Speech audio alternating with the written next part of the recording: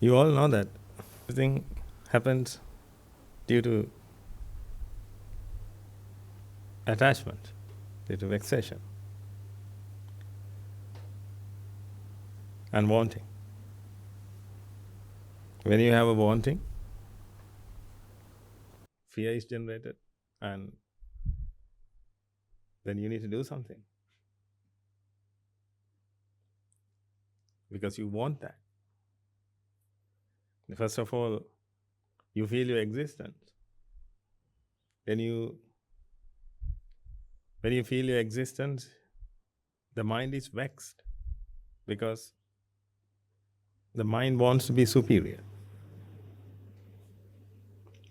Therefore, it wants to know things, to be superior. It wants to find out about things, get the knowledge. That's why people read books. That's why people are addicted to books. They read because they need knowledge. They seek for knowledge. That's why they want to go to Mars, find out about the Mars and all the beings who live there. You want to know. You want to perceive. The mind wants to perceive. Then it can be superior. That's why you like to teach. That's why you like to advise. You want to advise others. Advise other people and make their life better. But perhaps you don't want to make your life better. Because you want to feel superior to everyone. That's why when the ego is created, the mind is vexed and the mind wants to decide whether it's superior or inferior. Because at the same time, or when the ego is created, at the same time, the others are also created. When the ego is created, which means when I is created, then the others is created. That's why you have two things, I and others. It happens at the same time. Then the mind is vexed because the mind wants to be superior. Then mind wants to check it, whether I'm superior or not. Who is the superior? Or who is superior? That's why the mind is vexed at that time. That's why the mind wants to gather knowledge. That's why mind wants to find out about things. That's why the mind wants to talk about things. That's why it likes to teach, to advise, perhaps talk out loud, and to be superior, finally. Therefore, it's ready to take all the views. When someone says something, it wants to listen. It wants to know. If you don't know, you feel so inferior, don't you? If you don't know, how do you feel if you don't know English? You feel so inferior. You are okay to make mistakes in Chinese, Hindi, Japanese. But in English, perhaps you feel so inferior.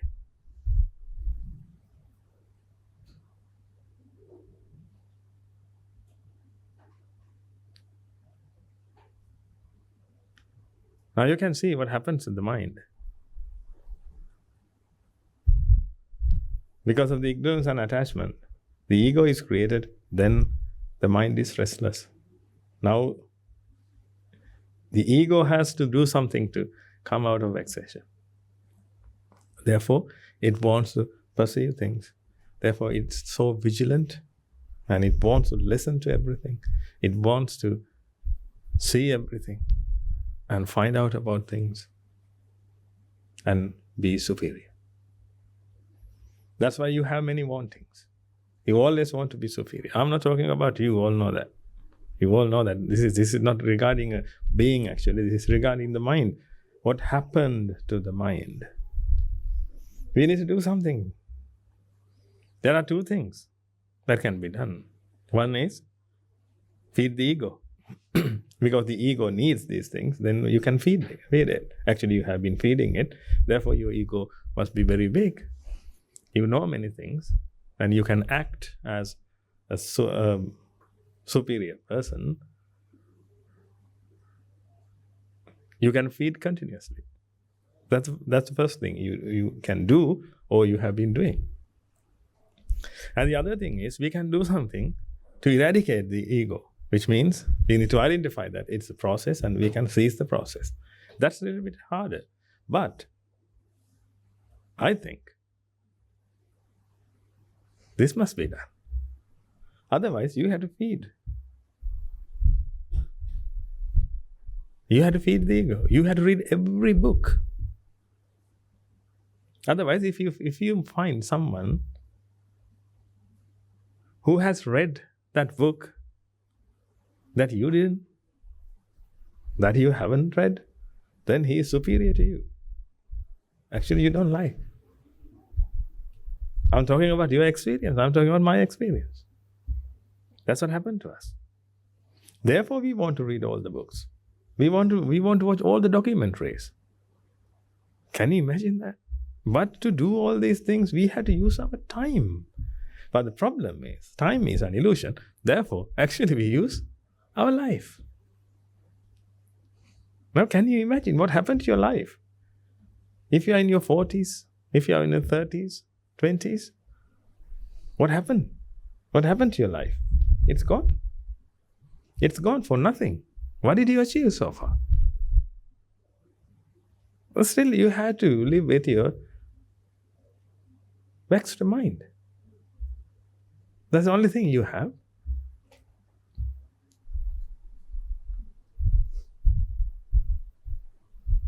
Again, collecting, acquiring, gathering to make the ego bigger.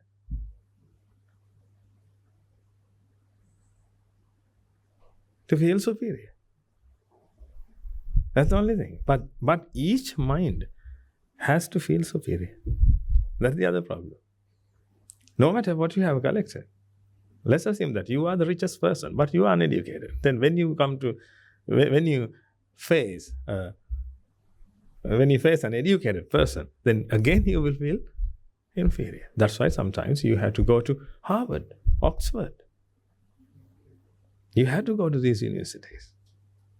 Then you can be again you can be superior.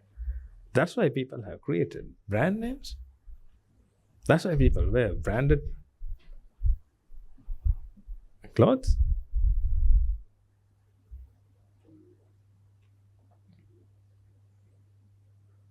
That's the reason. But if you don't come out of this trap, then this life also will be ruined. You have wasted many lives, as you know, but this life is the luckiest because you got the Dhamma. You got the Dhamma, you got the noble association. Therefore, now you need to use this life to come out of this trap. To come out of this trap, you need to identify this trap. You need to understand this trap. You need to know about it. If you don't know, you are in ignorance. When the mind is ignorant, that is the environment to attachment. Attachment is the biggest attraction force in the world. Attachment. All the attraction forces are built in the mind first. That is called attachment.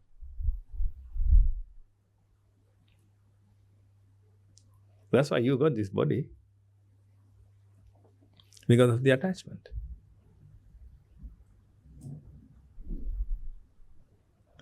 ignorance feeds it. Ignorance, let it be born in each mind. Then the energy is trapped. Energy is trapped and it becomes vipaka. One is used to create the environment. We call nature, which means these trees, so on. And one is stored as vipaka. Then it will be used to make another mind. The other one is used in the body. The energy. This is the energy we are talking about. Apart from that, what can you introduce as energy? Something is in our body, something is in our mind, something is in the surrounding, in the environment. Apart from that, nothing exists in this world. Therefore, you can see the energy is trapped due to attachment. Therefore, attachment is the mother of nature. Attachment is the mother of everything. That is the attraction force. That attraction force makes shapes, makes compounds. That attraction force makes compounds. A compound is made to fulfill a duty.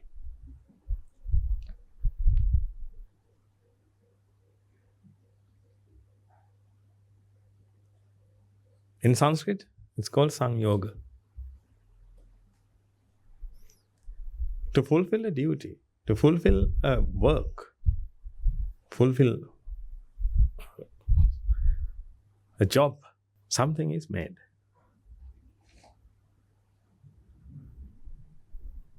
That's called Samyoga.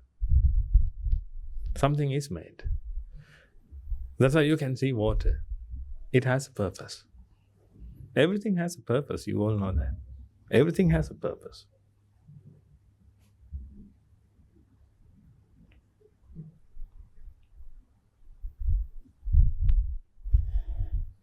If you can search for, then you will see. Everything has a purpose, and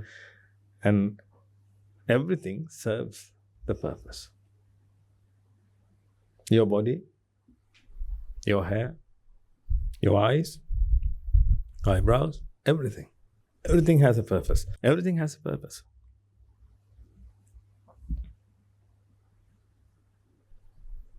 Because everything is born, everything has been born to serve the purpose. Otherwise, it doesn't have to be born.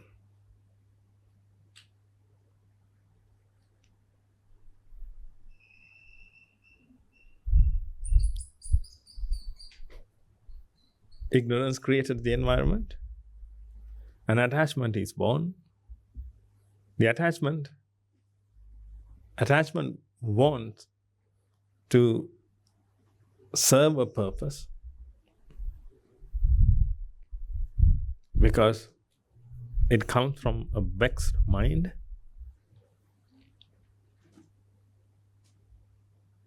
The energy is trapped and something is made.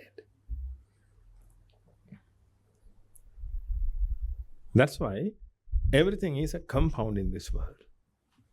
That's the reason. Everything is a compound. We can't find any element in this world. Everything is a compound.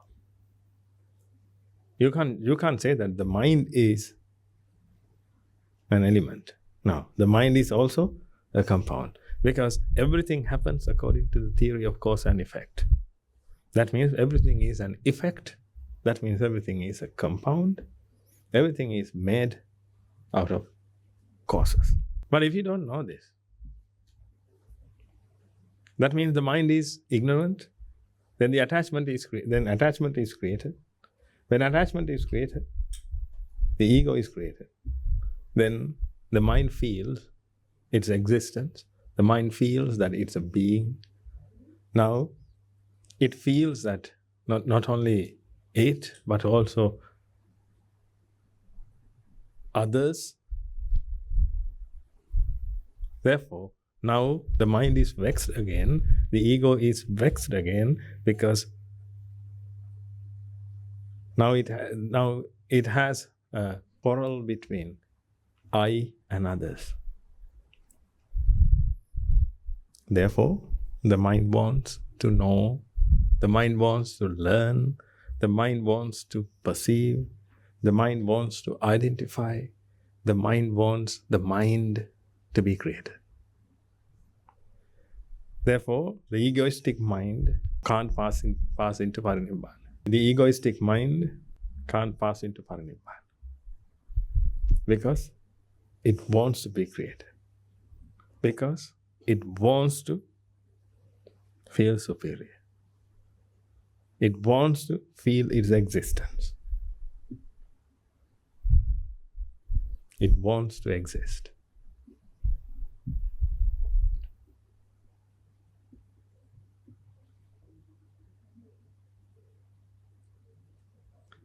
Therefore, if God asks you to go to hell or pass into Parinibbana, what someone will do? If you go to hell, you still exist. You can perceive. You can see.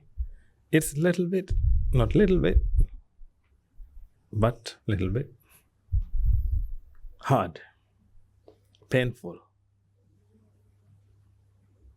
Then you are in hell. But you exist. Therefore, not perhaps actually, most of the time, people will choose hell.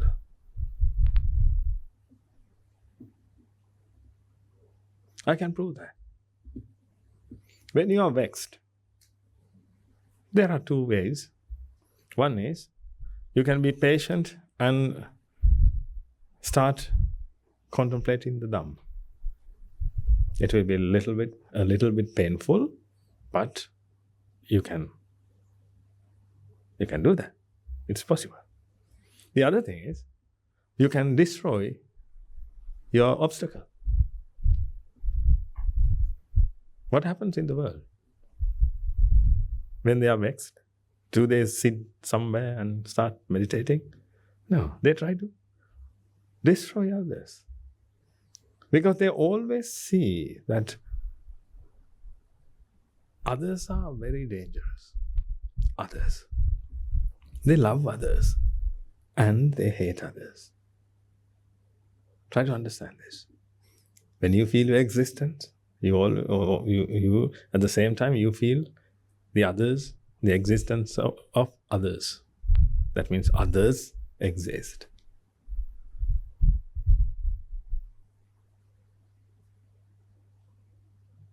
Therefore, you always feel a competition.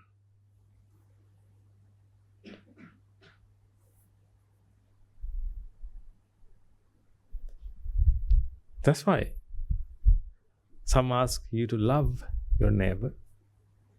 Not only neighbor, but everyone. Love everyone.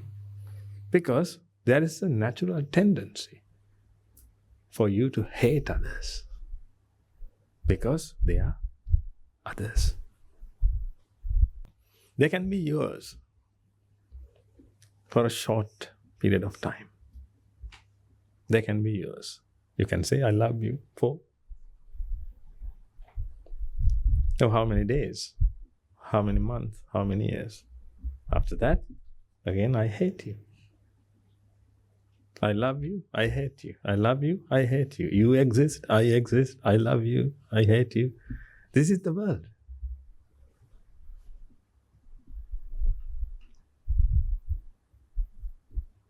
This is the world. But the Buddha didn't say anything about these things. Buddha is the Buddha. You need to understand that. The Buddha is the Buddha. He is the enlightened one.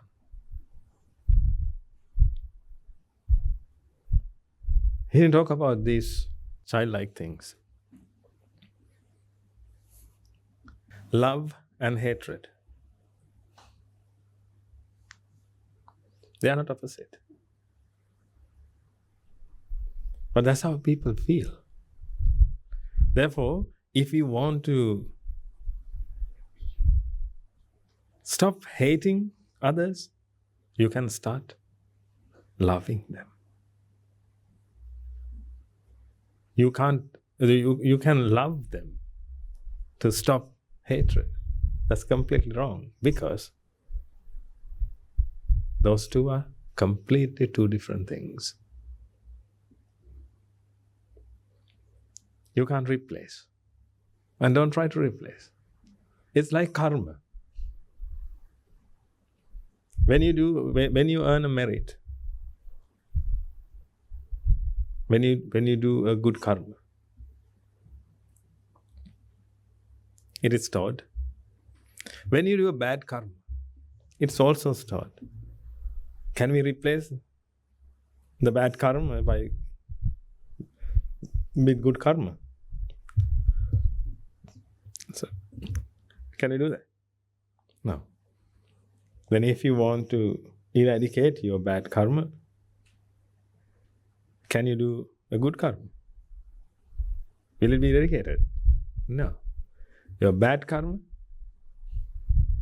will be there, and your good karma also will be there. Bad karma will come to your life, and good karma also will come to your life. Therefore, if you love someone, that's one action. If you hate someone, that's the other action. Then those actions are two different. Those actions are different, completely different, and you can't replace them by each other.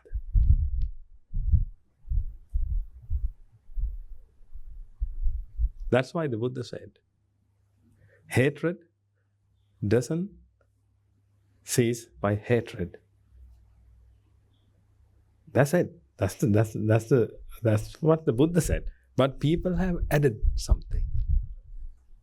Egoistic mind has added something into the Buddha's Dhamma, the Buddha's doctrine, only by love. Buddha didn't say that. Where did he say? If you can remember. If you have come across, only by love. Hatred doesn't cease by hatred, but only by love. Where did he say that? He said, Nahi verena verani sammanteja kudashana. Averena cha sammanti. Verena, averena. Averena is not love. Verena means hatred is a process. Then you need to undo the process. Undo the process means it is the process and it has its own reasons, own causes. Therefore, you need to eradicate those causes, then hatred will be ceased. Love and not hating, are they equal? Then why don't you say to someone, I don't hate you? You go to someone and say that, Mother, I don't hate you. Do you feel that someone says that he or she loves you? No. Therefore, the egoistic mind always grabs things as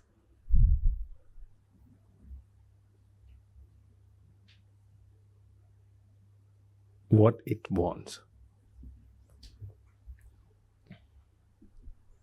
It changes things.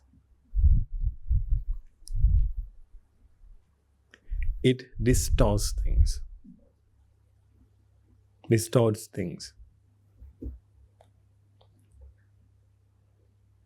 Because the egoistic mind always thinks that everything is fixed.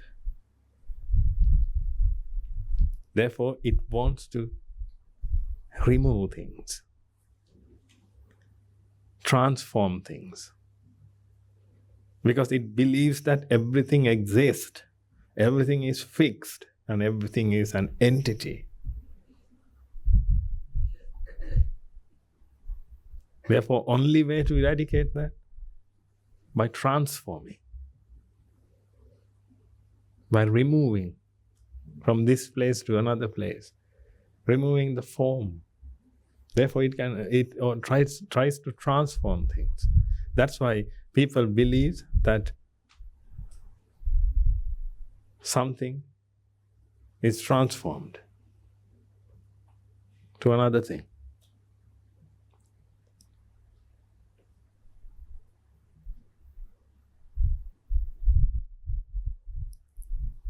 That's not the truth. If everything is a compound, you can't transform.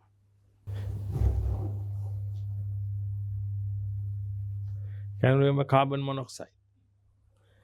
Carbon monoxide plus oxygen comes to carbon dioxide.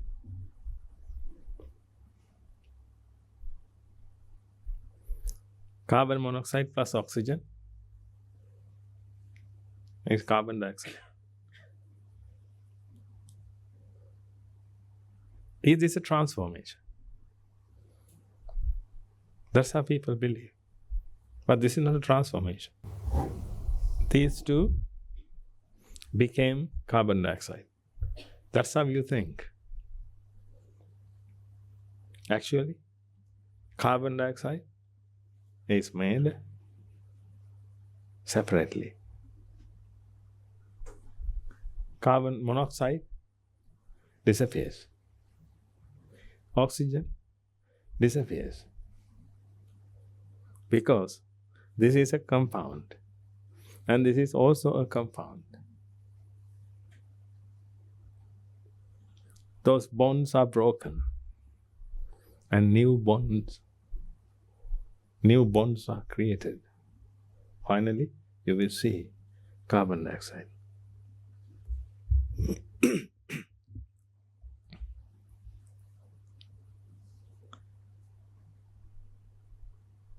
These bonds are broken. That's why when you study thermodynamics or thermal chemistry, then you will break these things into atoms.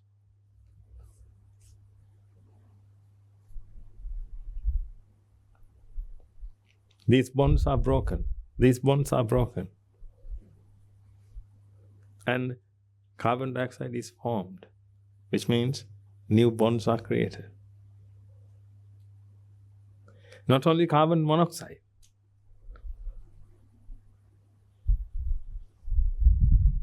What about the carbon? Carbon is not a fixed element. It's also not fixed. It's also a compound, but not in chemistry, in reality. In reality, carbon itself is a compound. It is not fixed. Oxygen is not fixed.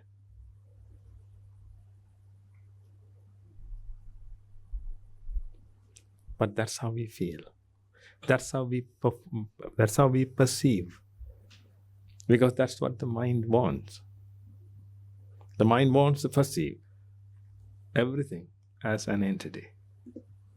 Therefore, when we see carbon dioxide, suddenly the mind perceives that it's fixed, something fixed.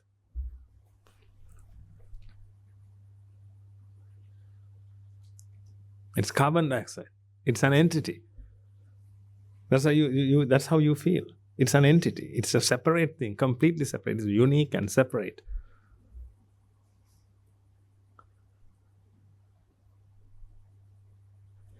But if I draw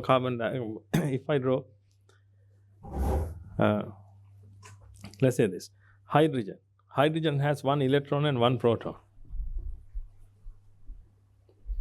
Then when you put one electron and one proton, an effect is created. An effect is formed. That effect is called hydrogen. There is no such thing as hydrogen. There is an effect as hydrogen. Hydrogen is an effect. We always talk about the effect. We don't talk about the mass. If we talk about the mass, actually we talk about the mass of electrons. Can you remember? We talk about the mass of electrons. If you take 18 grams of water, it has 6.022 times 10 to the power 23 atoms. If you take 1 mole of, this is too much of chemistry, maybe. If you take 1 mole of electron, it has this much electrons. Electrons, that's it.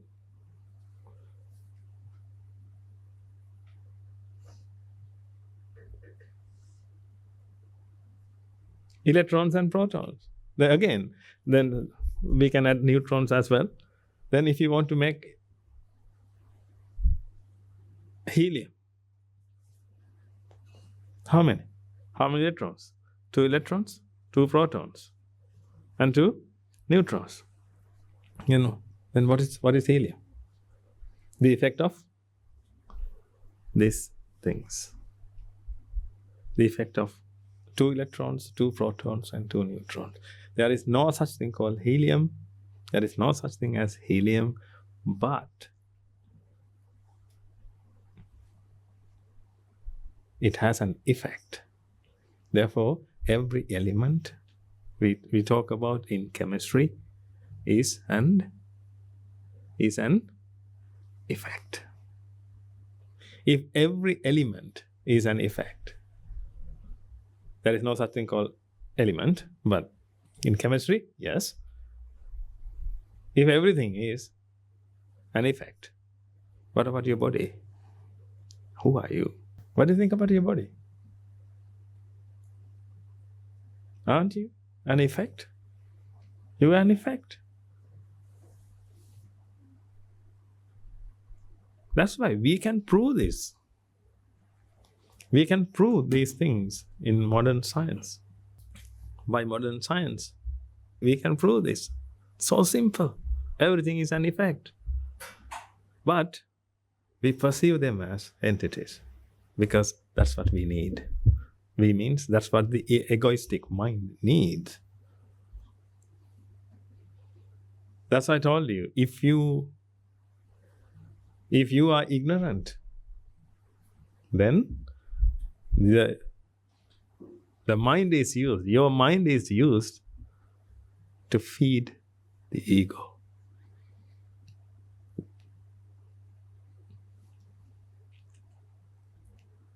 As I told you last time, you can't have 2 masters, either Nibbana, either the ego.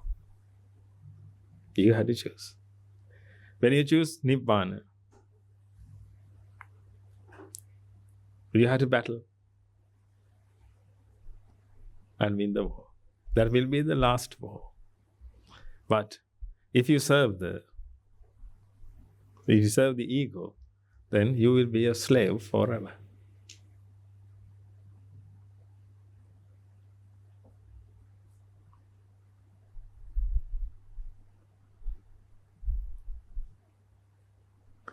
Go through these things, then you will realize. Then if you talk about carbon monoxide, it's nothing but a pack of electrons. A pack of protons, a pack of neutrons. And it has an effect. That's why it is unique. This has an effect. This has an effect.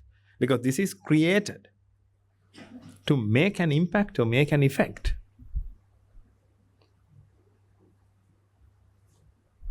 This is a Sangyoga. This has a purpose. To serve the purpose, this is created. The pen. You need to write. If you want to write, then you can use this. That's the purpose of this. And this is a finger. You can't use this to write. This has another purpose. Therefore, you can't use this to write, and you can't use this to serve the finger's purpose. 2 different things. Two different things, two different effects. Two Sangyoga.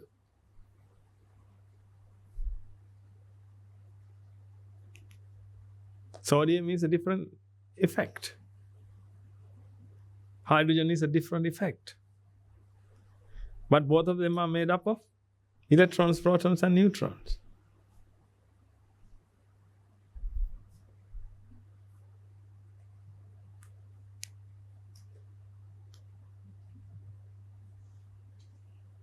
Can't you see that? Due to attachment, which means due to attraction forces, these compounds and elements are different.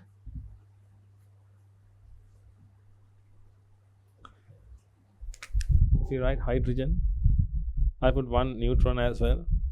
It is called deuterium, but let's say hydrogen. Now this is hydrogen, and if I times this 1 by 2, this equals to helium. How can it possible? How can it be possible? You take two hydrogens and you take one hydrogen and another hydrogen and put it together, then it will become helium. Actually, that happens in the sun, according to scientists.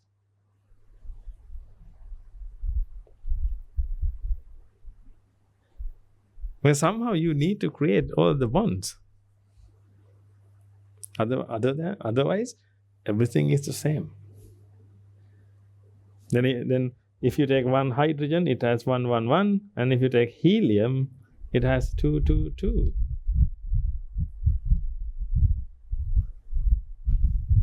One electron, one proton, one neutron, two electrons, two protons, two neutrons. And if you come to lithium,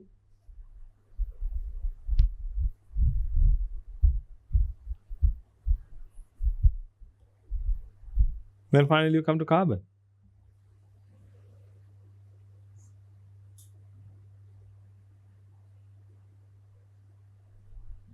Come to nitrogen, oxygen, and hydrogen. Then you can come to your body. Now you can understand that everything is different due to attraction forces. That means attachment creates the attraction forces, and it serves its master, which is ignorance. Ignorance wants everything to be unique. Ignorance wants everything to be an entity. And when the mind is vexed, the mind needs something to associate. Therefore, there is always a purpose.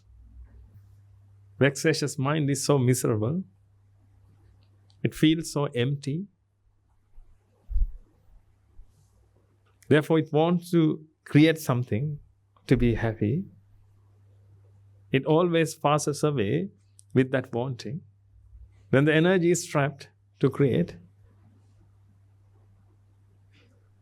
that void. That's why every effect has a purpose to serve.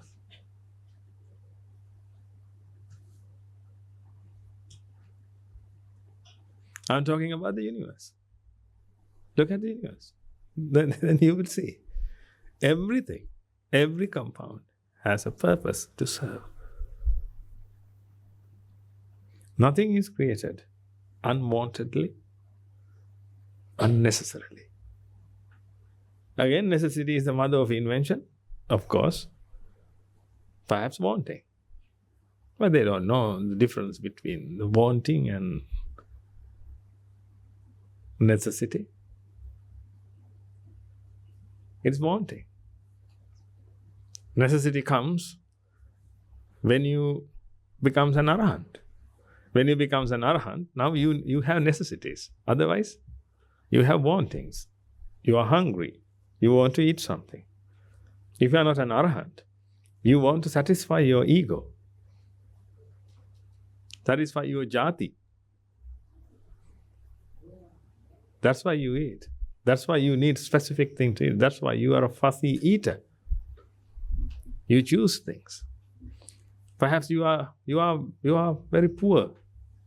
You are destitute. Therefore, you don't have a choice. Therefore, you eat what you have.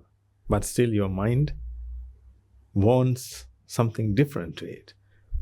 Therefore, what we see is not the truth. What the mind perceives, that's the truth. You can show a happy face, a smiley face. You can show that. On the face of it, yes, you are happy. But in deep down, you are suffering. That's the truth. In your mind, if you are suffering, or if you are vexed, then energy is trapped. Energy is gathered to void the gap. That's how nature is formed. Therefore, my dear gods and goddess, you are the creator of the universe. If you want to worship the creator, you need to worship ignorance and attachment. That's why we don't worship. We worship the wisdom.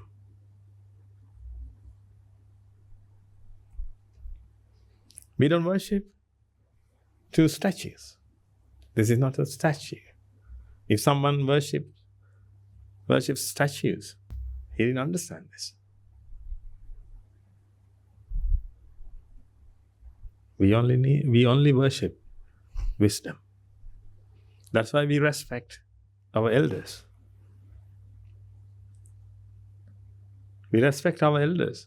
Elders means? What do you mean by? We don't worship elders. We worship wisdom.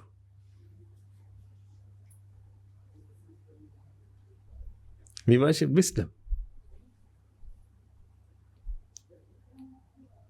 Elders means people who have lived more than us. The buffaloes also are there, who have lived more than us. We can't worship them. They are elder. They are older than others. They are our elders. But we can't worship them. We always worship wisdom. Therefore, you need to achieve wisdom. Then someone will worship you. You don't worship me.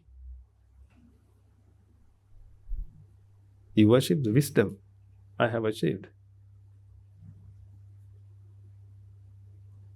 You worship Guru Handru, not a person.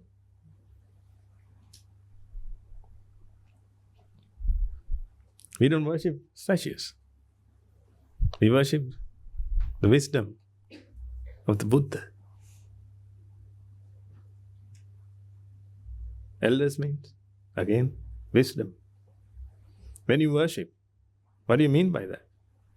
By worshipping, you try to take their wisdom. That's the meaning of worship.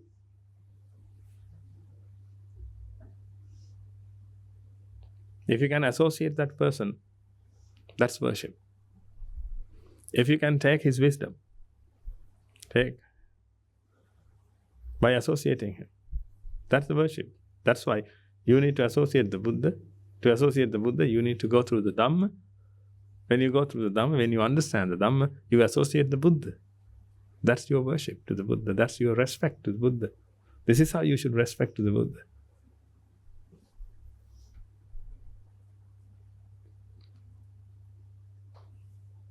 But we have different postures. We can do that. That's totally fine. That's cultural.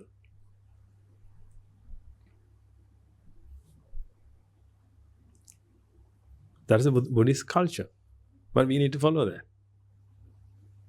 That's fine. But by doing this, you can't achieve anything. But if you try to get the wisdom by listening to that person, that's the real worship.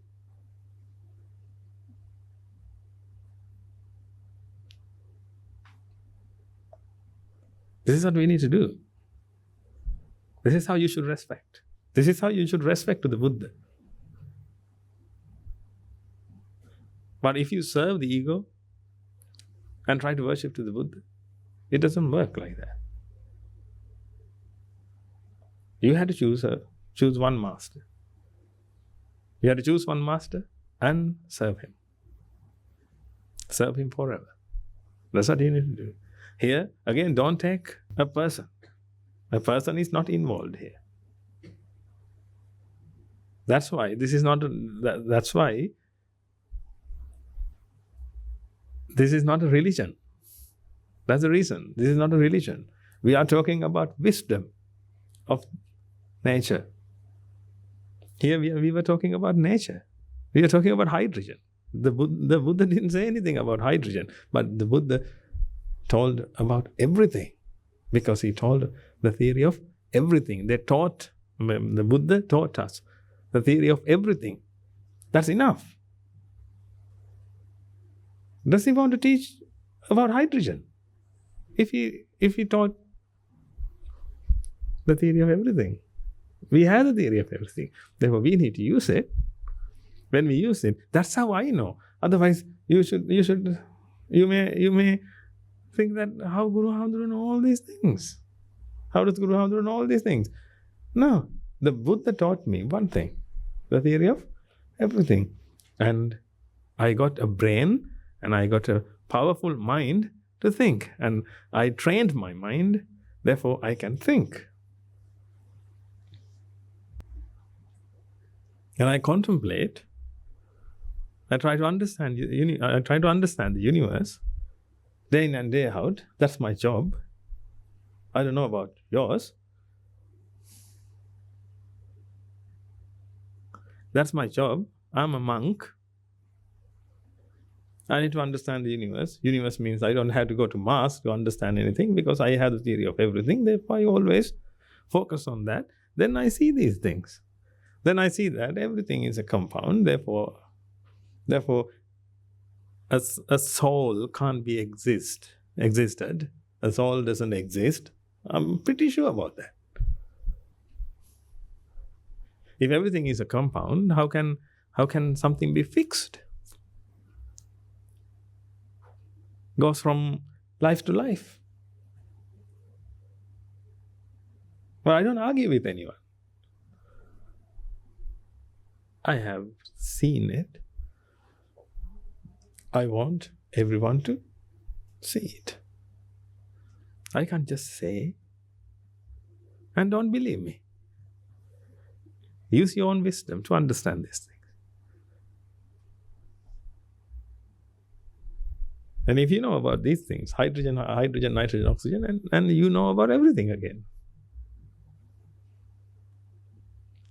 This is the truth of the world, of the universe, of nature. Everything is compound. Everything is a compound. Now you can see. If everything is a compound, then there is a process. Then if you don't want anything, then you can seize the process and come out of that.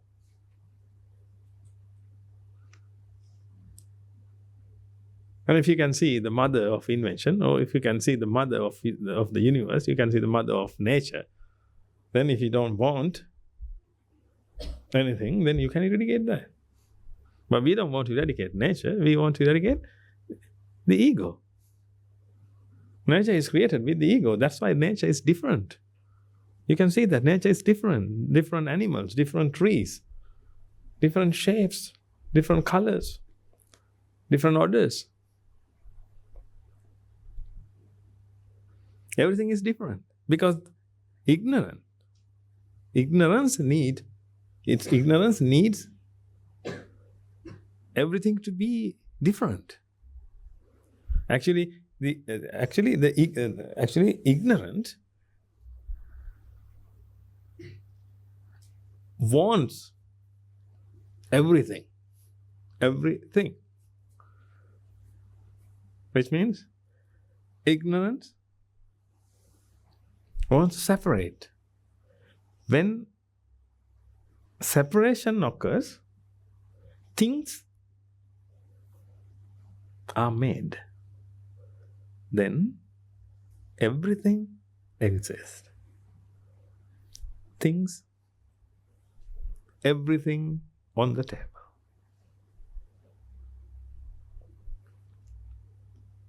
To talk about everything, we need to talk about the pen, the microphone, the cup, bouquet. We need to talk about these are things, and when we collect them, everything. Therefore, first of all, everything must be created and everything should be separated. That's what ignorance needs. Therefore, ignorance is the architect and attachment is the mother. And who are the parents then? Architect, which means father, the father, and attachment is the mother. Then who are the parents of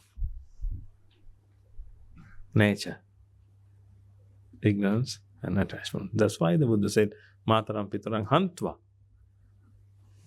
The Buddha said, Mataram Pitarang Hantva. You need to destroy your parents. You need to destroy your father and mother. Which father and mother he was talking about? Ignorance and attachment. When you destroy ignorance and attachment, the ego can't be created. That means, who is the father, who are the parents of the ego? Who gives the birth to ego? Ego is created due to ignorance and attachment. Therefore, ego's parents are ignorance and attachment. Therefore, if you can eradicate those two, ego won't be created. If ego doesn't exist, then you don't have fear. Because you don't have anything to protect. One day you will realize that the mind is an effect. If the mind is an effect, then you don't have to maintain anything, you don't have to protect anything. But the problem is, now the mind feels its existence. Therefore, the mind feels that this is my body. Therefore, now you have to maintain this body, and the mind needs to be superior. Therefore, you take social conventions. Something is good and something is bad. Those are social conventions. Something is good. Good and bad are conventions. How can you say that hell is bad? If someone wants to feel pain, what do you recommend? Heaven or hell? What do you recommend? If someone wants to feel pain,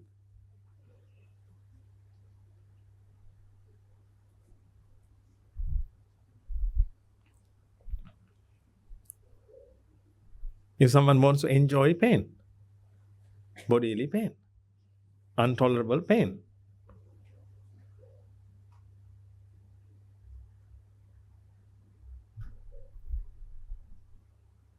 what do you refer? Heaven or hell? Hell. It's a convention. Someone may like heaven. Someone may like hell. It's a convention. Therefore, you can't just say that heaven is better. It's a convention again. Someone likes to do dangerous things. You may have seen that.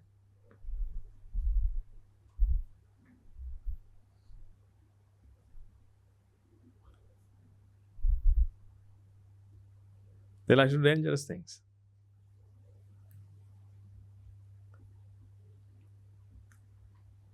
That means they want to be excited. They love it. Someone wants to pain. Someone wants to tolerate pain. Therefore, we can't say that this is good and this is bad. Nothing is good and nothing is bad. All these things are social conventions. Social conventions are created by the ego. Then the ego can be superior to everyone. Therefore, you may have social conventions. And when you accept all these conventions, then the ego needs to be fed. If you accept them in your mind. If you accept beauty, when we talk about beauty, it has different types. And you need to accept one.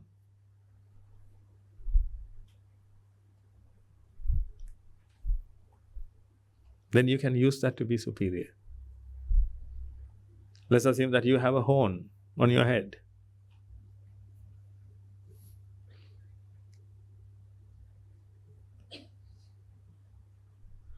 If we can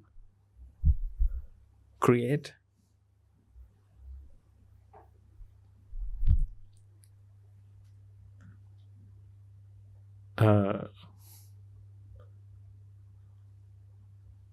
style or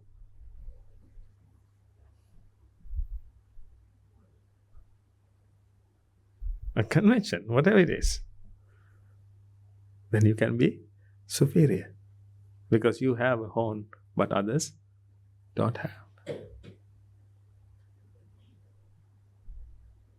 You can't just say that it's bad. Winning a lottery, bad or good? Winning a lottery, is good or bad? You can't give the answer because next day, if you will be robbed, if you will be murdered because of the lottery, because of money. Therefore, you can't say anything because these things are good and bad, and all these things are conventional. Ego needs them.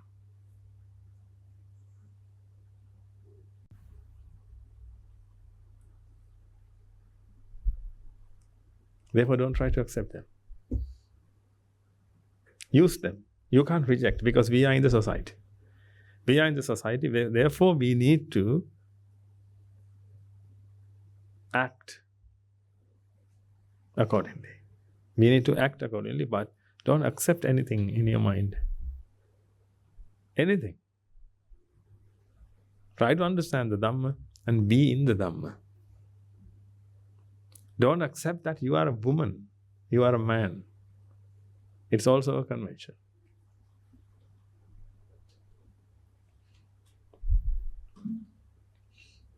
You are a mind. I can't say you are a mind. If I say you are a mind, then mind is separated again.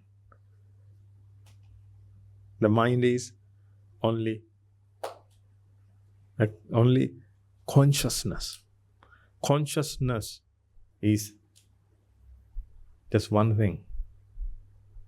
I can't say your mind. I had to cut a piece of consciousness and give it to you. That's your mind. Then I cut another. I give it to you. That's yours. Then we can say that they're your mind and your mind. Therefore, we can't say it's your mind. It's only one consciousness. This is only one consciousness. You will realize this. But if you accept all these conventions, then levels are created in your mind. Then you can feed your ego by saying that I have achieved this. Therefore, I'm superior to you. I feel so superior and I feel so pleasure. You will feel pleasure at that time. When you achieve something, you will feel pleasure.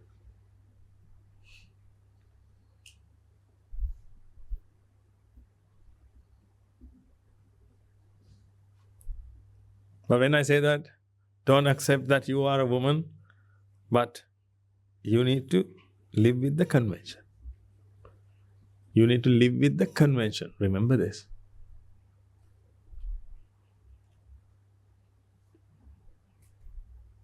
Therefore, you can't just say, just act as you want, because this is the society. But you are not a woman. You are not a man. And this robe, this is also a convention. We have to wear it because we are monks. We are Buddhist monks. Therefore, we have to wear it. Someone can ask, why do you wear this? This is a convention. We have to wear it.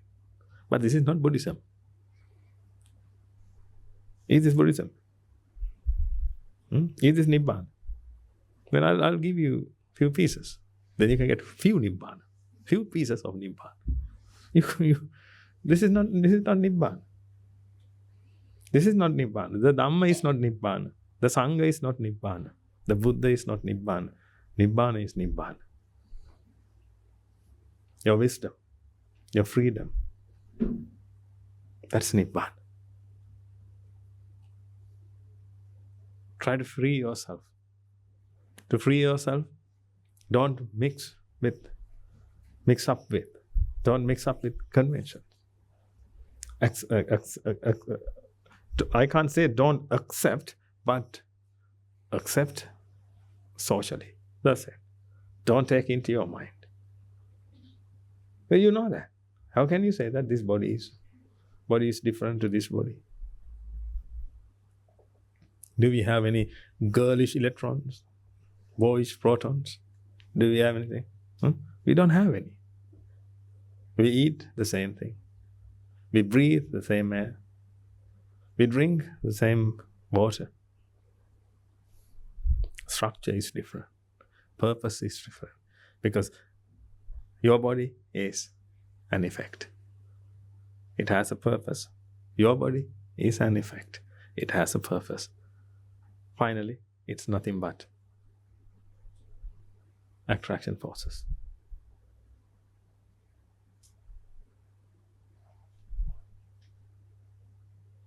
Because you know that an electron is not fixed. An electron is only attraction force. It's a cloud. Then we can say that it is made up of something, then that also has attraction forces. And finally, it comes to the energy of the mind.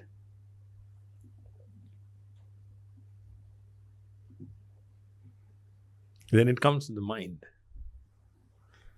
Then the mind is created, and the universe is created.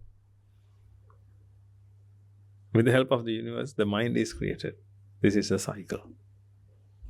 It happens. You don't have to find out about all these things. You don't have to find about the creator. You don't have to do anything. You should know the creator of the ego. The creator of the ego is ignorance and attachment. Therefore, we need to eradicate these two. These are our enemies. And these are the parents of our enemy. Our enemy is the ego. If you are the mind, the enemy is the ego. You can't feel the mind. You can't feel happiness. You can't feel lightness. You always feel vexation. You always feel pressure. It's so difficult.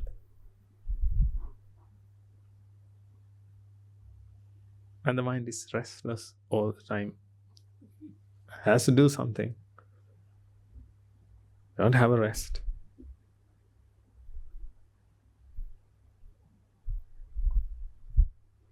Because the mind can't be itself. Therefore, we need to practice the path to free the mind from the ego. Ego is a disease. We need to free the mind from the ego. But if the mind is not intelligent, the mind is not enlightened, the mind thinks that ego is the mind. That's why you talk about the ego, you think about the ego, and you think that you are the ego. When you talk, the mind talks, not the ego. Because ego is an illusion. The mind exists. When you talk, you use the mind. When you walk, you use the mind. When you think, you use the mind. But the mind thinks that it's the ego. Which means the mind thinks that it's a being. That means the mind is overwhelmed by the ego. And finally, the mind has to do what the ego needs to do or wants to do. This is what happened. Always you have the choice. Always you have the choice. You chose the path and you know what to do now. Therefore, I want you to practice. I want you to do. I want you to reflect on these things. And try to realize these things. If you accept social conventions, now you fed the ego, now you have to keep feeding. It's like a dog. If it bites once, then it will come for the second bite. Definitely. It's like a wild tiger. If it eats a human being, now it will come for the second one. If you feed the ego, then it will come over and over again and ask you to feed it. Then you will feed it. The mind will feed it. Because the mind is so ignorant. The mind doesn't know about these things. Therefore, the mind has to feed it over and over again. The mind has to associate other people. Mind has to gather knowledge. The mind has to feel pleasure. Then the mind thinks that the world is pleasurable, because that's ego. That's not the mind. Again, the ego thinks that the world is pleasurable. The mind can't think that, because the mind is an effect. It can't create pleasurable things or vexatious things. It can't create all these things. The mind is an effect. But the ego separates the world.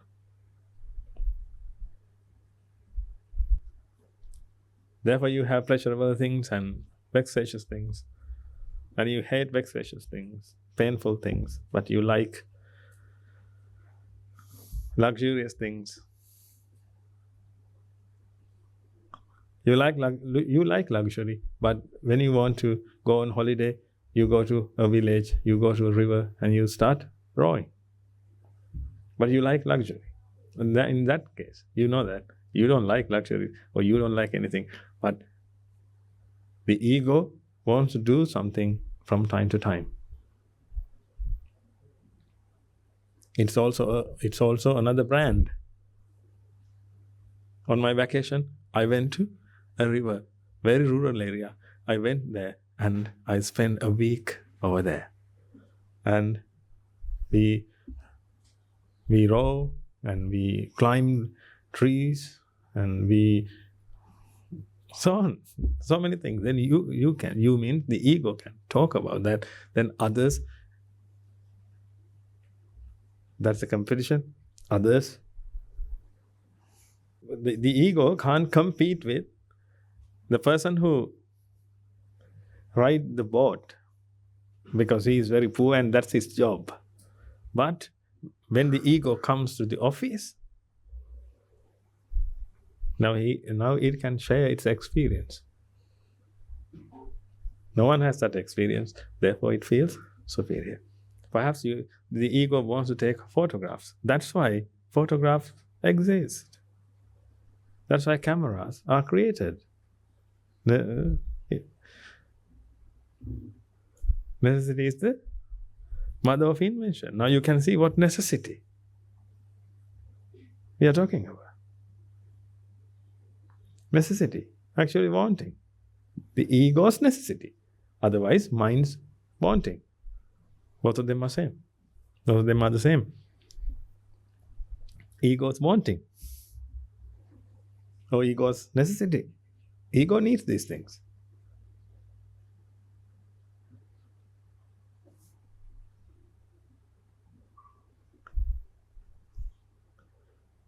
That's why people do all these things. Can you imagine that? Therefore, I don't want you to do these things. Try to avoid them. Get a good education. That's fine. That's fine. Get a good education. Or if you want to help other people and if they expect a qualification from you, then out of compassion, you can achieve something. But when you achieve that, you can't have vexation because you do these things only for the sasana. If you do something for the sasana, you can't be vexed. If you do something to satisfy yourself, which means satisfy the ego, then you will be vexed, and that's a disaster. But if you do something to help someone, because that is not compulsory, but you try your level best. That's it. That's how I do. That's how I do. I work hard. I work hard. To study languages? Yes, I work hard. To teach you, to maintain the monastery, whatever. I work hard. Without vexation. Why should I be vexed? If I work out of compassion, then why should I vex? Why should I be vexed? But if I try to fulfill my dreams, then I'll be vexed. If I accept any social convention and tried and made my mind towards that and have a desire and try to fulfill it, of course, I'll be vexed. I don't have any desire. I want you to attain Nibbana, but I don't have a desire you to attain Nibbana. I don't have a desire me to attain Nibbana. If I have a desire, how can I attain Nibbana?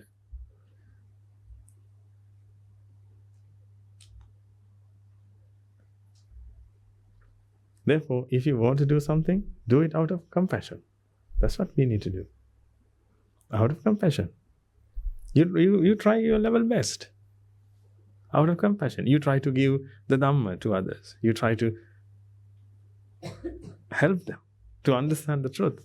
When they understand the truth, they will free themselves from suffering. You know that, and you will help them. If they don't understand, what do? Will you cry? If you cry, then you are not the message. Then when they see you, then they will cry. Because that's the message you have become.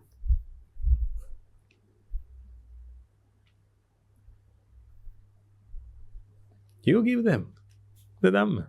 Perhaps no one will get it. Let's assume that you learn 10 languages and you go to those countries and you preach to them. No one gets it. You will die. What do you think? Will it be a waste? Will it be a waste? No. It will be a waste if you had a desire. If you don't have a desire, that was your life. If you didn't do that, you had to do something else.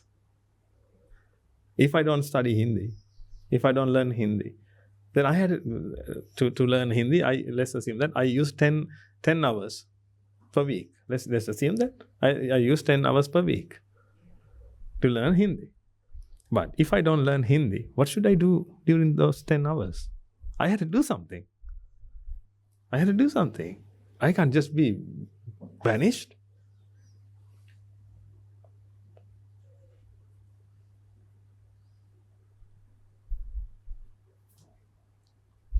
I had to do something. But if I have a desire, then it's a waste of time. If I have a desire you to attain Nibbana, then it's a waste of time because I tried and you didn't. I don't have a desire. Don't have a desire. Try to differentiate these two. Desire and compassion. That's why you need to develop compassion. Loving kindness, compassion. You need to develop these things. Therefore, in that case, we will work towards, we will work with compassion and let others understand the Dhamma. But if you feel that I had to be superior, then that's your problem. Then you need to understand the Dhamma and move forward. And don't worry, you will understand because you came here to understand the Dhamma. Can you imagine how miserable life you had? Because you wanted to be superior each time. Can you imagine that? If you have a sibling, if you have neighbors, if you have friends, can you imagine?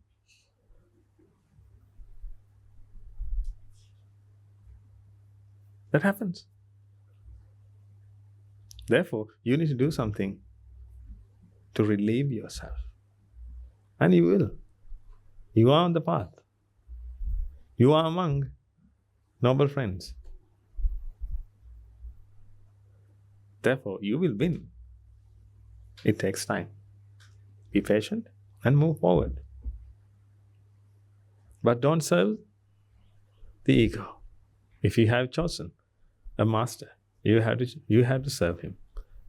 I chose the Buddha. Before I chose the ego. I didn't know that. However, I chose it. Naturally, we chose it. That's why we were born. The ego wants to exist. The ego wants to exist. The mind doesn't want to exist. Do you really think that the mind wants to exist? Does mind want to exist? Does mind want to exist? What do you think? No, the mind doesn't want to exist. Because it's an effect. It doesn't care. The sound doesn't care. It's a sound. It doesn't care. It doesn't want to be born again. It doesn't have a wanting. But if something exists for a long time, yes, now it wants to exist. Therefore, the ego wants to exist, not the mind.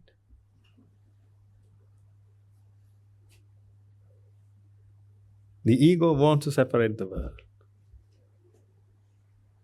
The ego wants discrimination. The ego creates all the discrimination. And the ego wants to be superior. Therefore, you don't have to be superior. But out of compassion, do whatever you want to do. Help others to understand the Dhamma. To do so, if you have to learn a language, then learn a language. But you don't have to be vexed because you don't have a desire. If you have a desire, you don't have compassion. You can't have both. People talk about this. People talk about compassion. When they feed someone, they think that they gave that out of compassion. But that's not the compassion we are talking about. You can't have compassion if you have the ego. If you have the ego, you give something to someone to satisfy your ego, to feel superior. That's not compassion. Compassion is noble.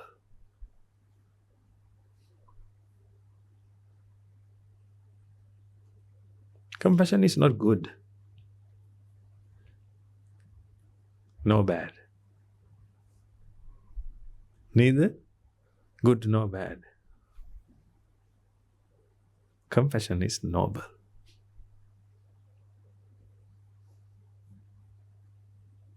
If you have compassion, you mustn't have a desire. If you do something out of compassion, you can't feel that you have wasted your time, even though they didn't take it.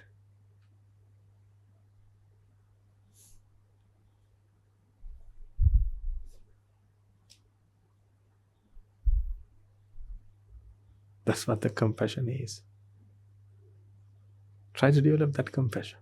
It comes with the understanding of the Dhamma. You can do that. You all can do that because you practice the path. Otherwise, you can see, to protect an organization, they can destroy the other organization. They have organizations, they have societies, and they want to help others, but when they have obstacles, then they try to destroy them. But if you work out of compassion, you can't destroy anyone. You can't have an enemy. If you have enemies, you don't work with compassion, out of compassion.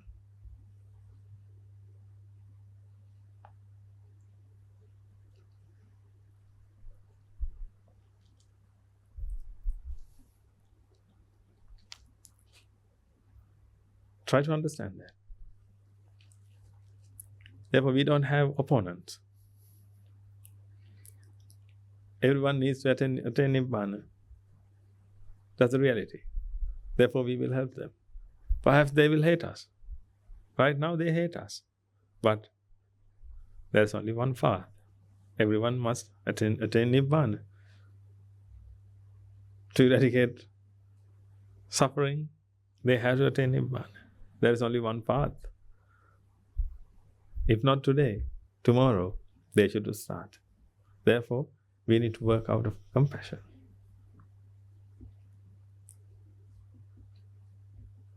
That's the real compassion we are talking about. The Buddha taught us. Without a desire. You help others without a desire. You don't have any desire. You don't expect at least happiness by doing so.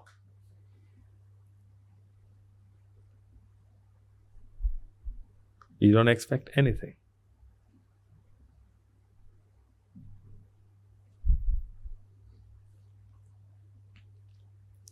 That's the compassion. Therefore, when you study out of compassion. Whatever the results come to you, accept it. You can't feel inferior when you have the result.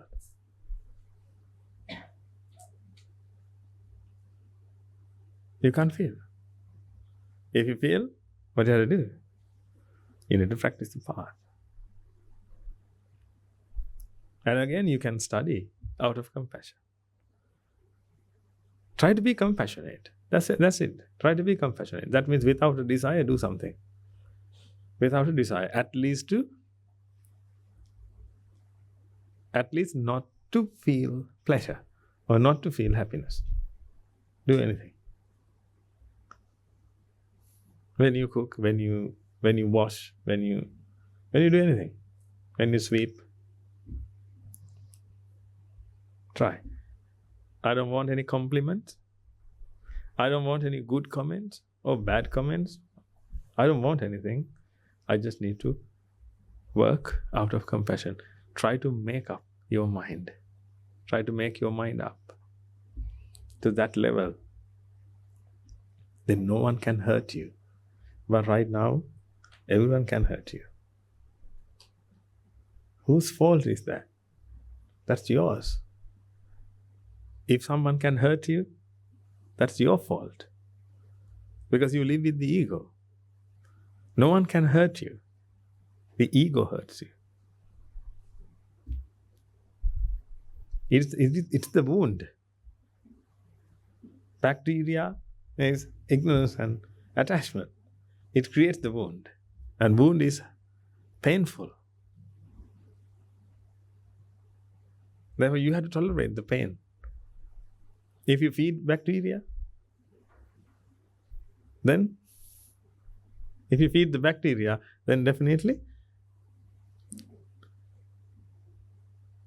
you have to tolerate the pain.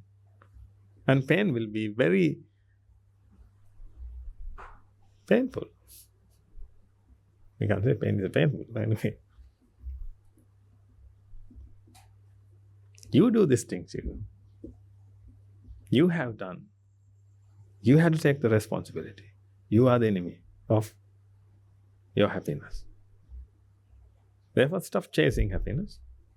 You don't have to do that. Happiness is within you. That's the natural state of your mind. We just need to eradicate the ignorance and attachment by being enlightened. Then happiness exists and the mind feels happiness. Then you don't have to do anything other than living. But right now, you have to make a different style of living, different kind of living, because the ego has wantings. Then you have to live for those wantings.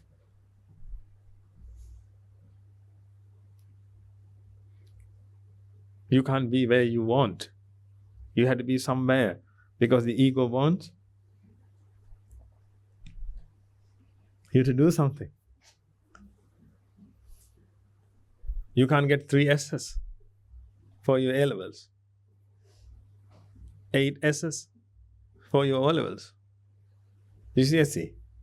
You can't get them. But S's are so beautiful than A's. S is so beautiful, but you don't want it. With S's, your result sheet will be so beautiful. Or perhaps mixed. A, B, S, S, S, S, A, B, S, S. Perhaps some D's. It makes your result sheet beautiful, but you don't want. You want A's.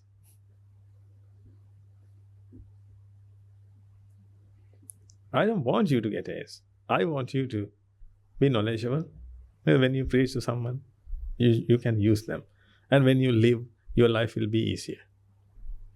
That's the only thing I need. But if you want to get actually, if the Sasana wants you to get a qualification, then work for it. That's it. Again, out of compassion. I know you all have this problem because you are vexed. When you have exams, you are vexed. When you have a sermon, you are vexed. If you have a speech to give, you are vexed. But you do these things out of compassion. If you do these things out of compassion, how can you be vexed?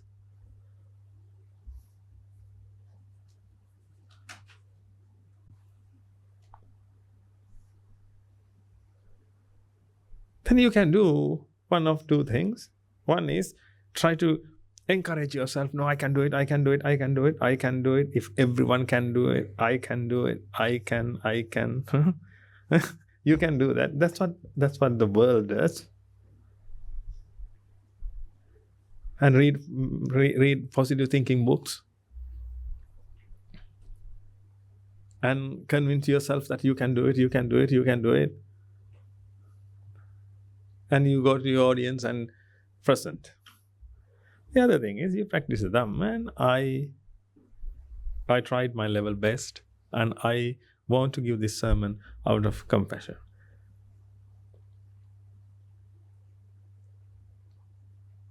If I make mistakes, please excuse me.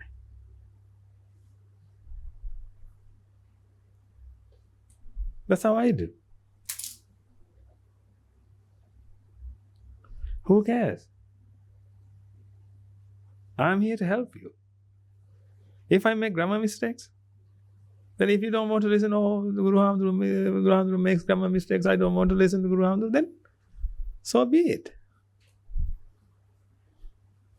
I do this out of compassion.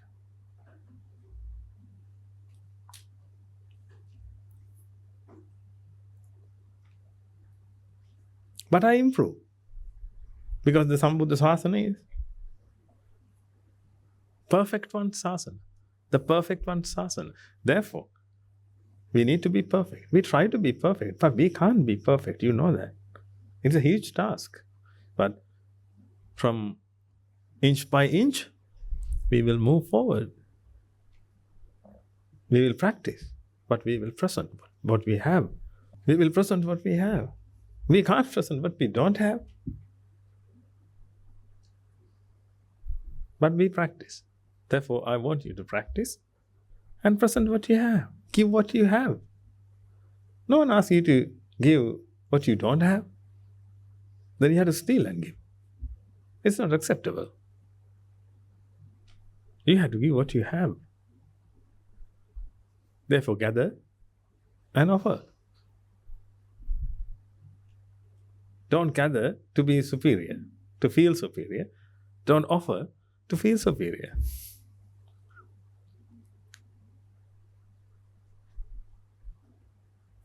Gather out of compassion. Offer out of compassion. You don't have to be vexed. I know it's easier said than done. But that's why we are here. We are here to do the hardest thing in the world. This is the hardest thing. But somehow we will do it.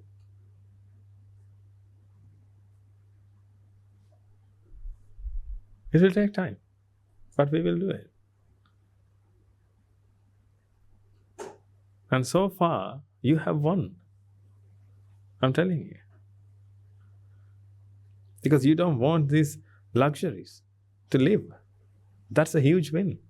You don't want many things to live as you had.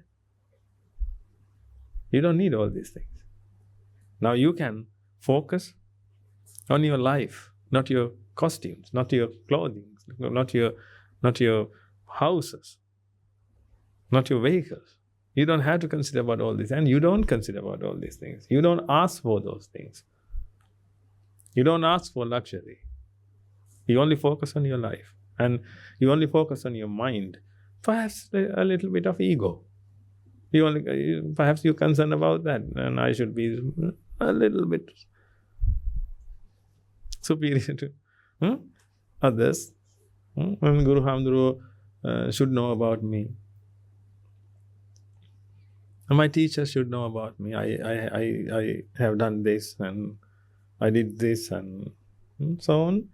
Perhaps you have, and Guru Hamduru talked to her, but Guru Hamduru didn't talk to me. Why is that? You may have these things. That's okay. We can eradicate them in the future.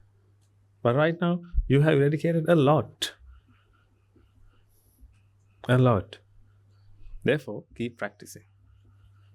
Keep practicing. You can definitely win. Do everything what you do out of compassion. Then when you do out of compassion, you always win. Because your target is to be compassionate. That's your target. And you have fulfilled your target. When you gather, you did it out of compassion. Your target was be compassionate. Then when you offer, you did it out of compassion. And your target was be compassionate. That's it. Then you win. You have achieved compassion. You worked out of compassion. You have been compassionate.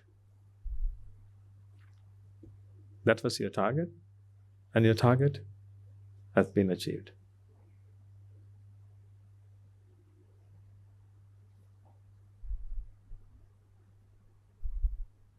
That's a real feather in your cap.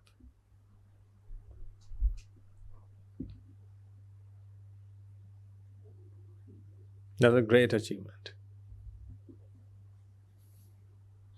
Otherwise, you had to be vexed for a long time and get good grades. But you haven't developed anything. but you got good grades. You have only good grades, but you don't have a message to pass.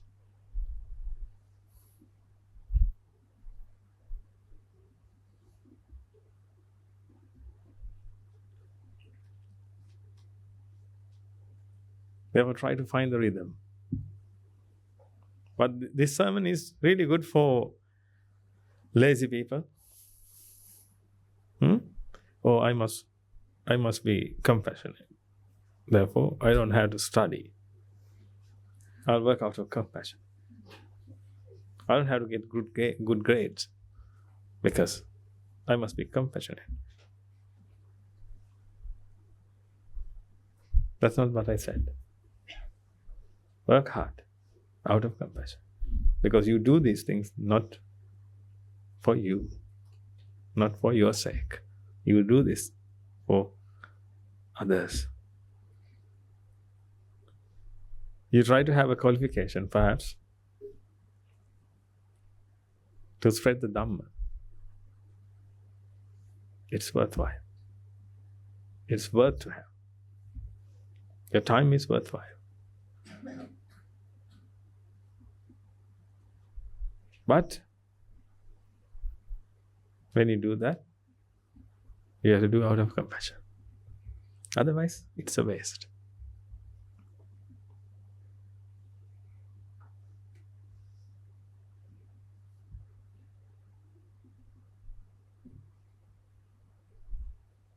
It's like a golden padikam. And you will like a golden padikam.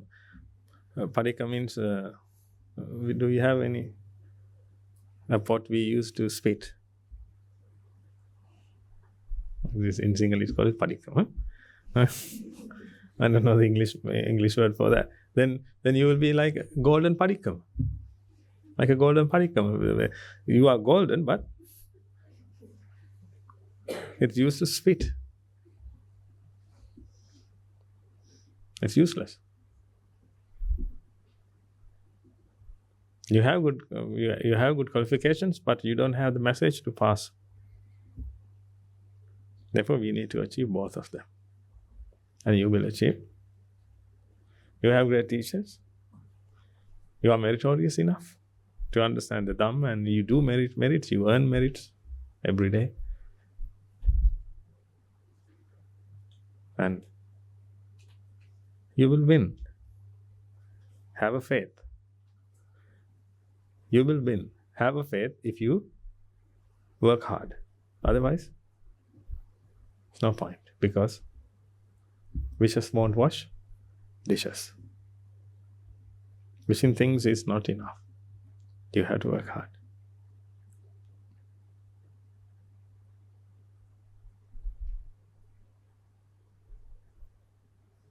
Having a hope is lazy people's cup of tea.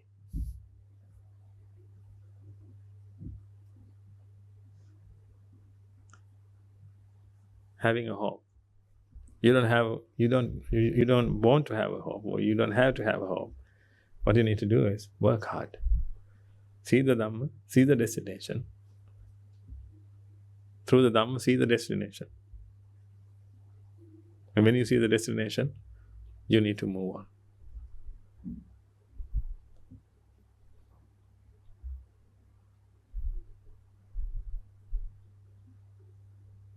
Check your mind from time to time. Then you will realize that when you work, check your mind. When you behave, check your mind. Then ask that question from you. Why are you doing this? What do you want to achieve?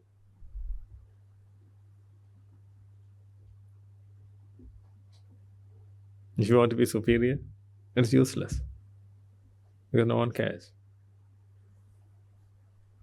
Especially we don't care.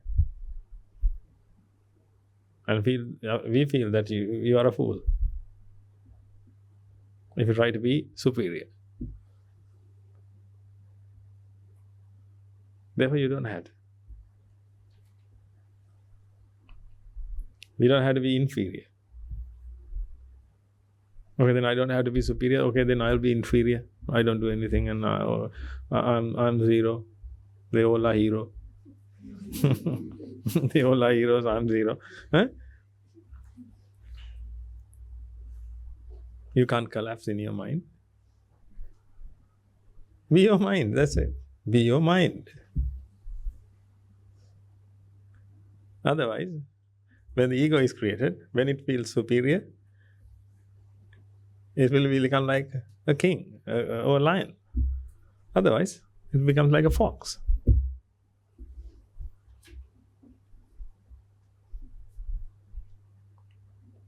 Then you can move between a lion and a fox, superior and inferior. They are not noble. Achieve something noble. Noble compassion. Achieve them. Noble loving kindness. That's why. There are two types of loving kindness. The Buddha said, the Buddha taught. One, the other is, the other loving kindness is completely different. What the Buddha taught.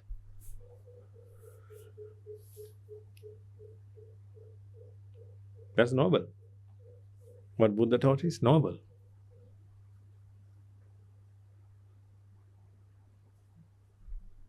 They have tried to develop that. That means you don't tell anything to feel superior. I bless you, my child. What about me? When I say I bless you, what about me? I'm blessed. I'm going to give that. I'm superior, and you are inferior. You are so small. Therefore, I'm going to give that. That's not the loving kindness we are talking about.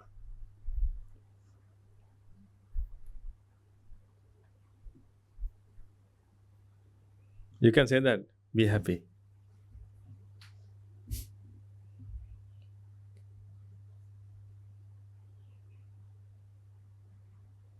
Then if you have a superior feeling, and if you feel that the others are inferior to you, that's not loving kindness we are talking about. Loving kindness is, you should help others to understand the reality. You should help others to seize the process of the ego. You should understand that the ego is the problem. Ignorance and attachment is the problem. Therefore, when you have identified them, then you should help yourself and others to seize the process and be happy forever. Then if you can work out of compassion, which means if you can help others without ego, that's the real loving kindness. With ego, then you are superior and you pray for others, or you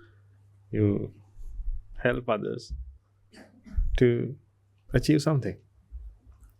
If I have kids, I'll ask you to have kids. You may have, but may you have 10 kids.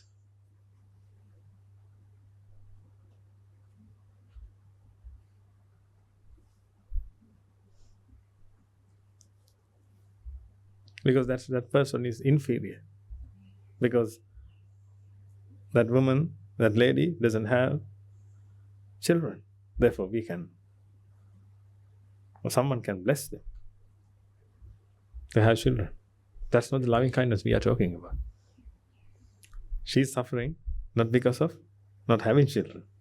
She's suffering because of her desires. Desires are created due to ignorance and attachment. And she's suffering due to the ego. Therefore, we need to help her to eradicate the ego. This is what you should understand. That's the loving kindness in the sasana.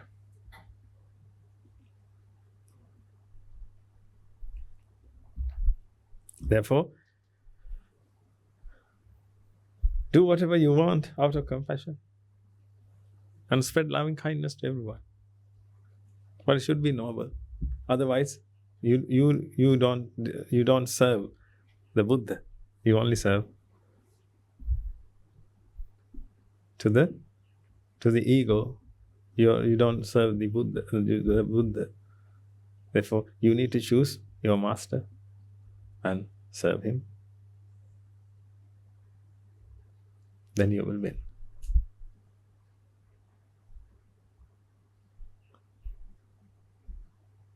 Does that make sense to you? This is what we need to do. This is the path. Be happy. When you move on the path, in every inch, you must feel happiness.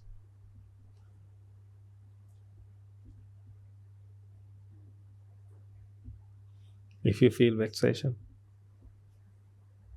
you are moving, but not on the path.